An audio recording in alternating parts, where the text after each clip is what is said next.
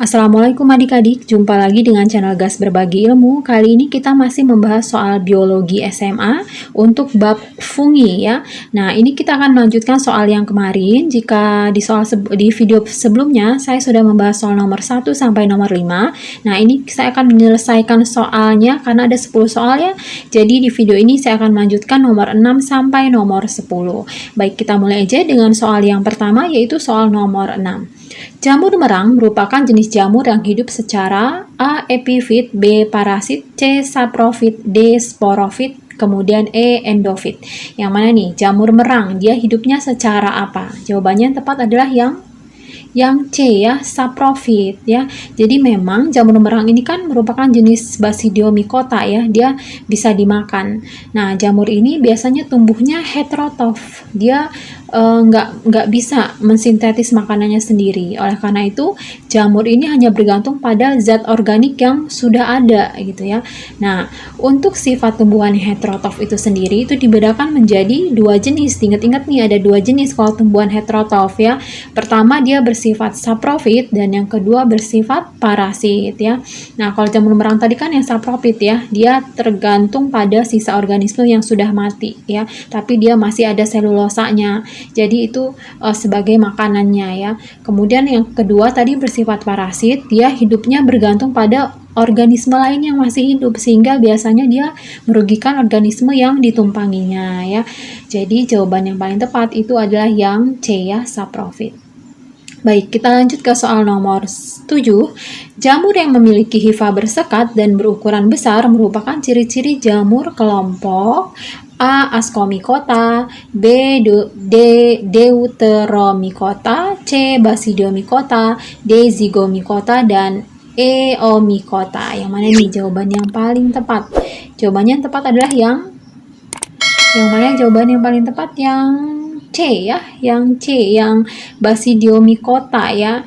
Jadi memang jamur ini punya jenis-jenisnya ya. Jadi untuk yang jamur yang Basidiomycota itu memang dia ciri-cirinya dia biasanya bersifat parasit dan juga ada yang saprofit. Kemudian hifanya bersekat ya. Kemudian jamurnya bertubuhnya buah. Kemudian memiliki inti tunggal dan ganda, terus dia juga berreproduksi secara seksual dengan Basidiospora dan aseksual dengan Conidia. Nah, ada jenis-jenis jamur yang lain yang harus adik-adik hafal ya. Misalnya jenis jamur Zygomycota itu ada juga, atau Ascomycota ya, itu dihafalin ciri-cirinya karena memang sering keluar. Dan yang terakhir yang Deuteromycota itu juga harus dihafalin ya, karena ini sering keluar ya untuk di soal-soal fungi ya. Baik, kita lanjut ke soal berikutnya yaitu soal nomor 8 ya. Jamur golongan Basidiomycota yang tidak memiliki tubuh buah adalah A. pleurotus, kemudian B. Volvariella volvacea, C. Neurospora cytopila, A. Aspergillus flavus, E. Picunia graminis. Yang mana nih? Ini semuanya bahasa Latin ya. Yang mana jawaban yang paling tepat? Jawabannya adalah yang E ya, Puccinia graminis ya. Jadi memang ciri-ciri Basidiomycota ini paling sering keluar. Jadi adik-adik harus hafal ya. Masih ingat ciri-ciri dari Basidiomycota? Dia yang pertama apa? Bersifat parasit dan saprofit. Kadang-kadang parasit, ada juga yang saprofit. Kemudian apalagi? Dia memiliki hifa yang bersekat ya. Kemudian dia juga memiliki inti tunggal atau ganda. Dan dia bereproduksi secara seksual dengan Basidiospora, kemudian juga bisa aseksual dengan Conidia. Nah, kemudian dia juga berukuran besar, kemudian jamurnya bertubuh buah, dia bentuknya seperti payung ya, atau dia berupa lembaran-lembaran. Nah, ada beberapa spesies yang tidak memiliki tubuh buah sih memang, misalnya seperti apa? Seperti Puccinia graminis ya, atau Astilagomydes, atau disebut juga jamur api ya. Jadi ada dua ya yang pengecualian, yang saya ketahui sih ada dua ya.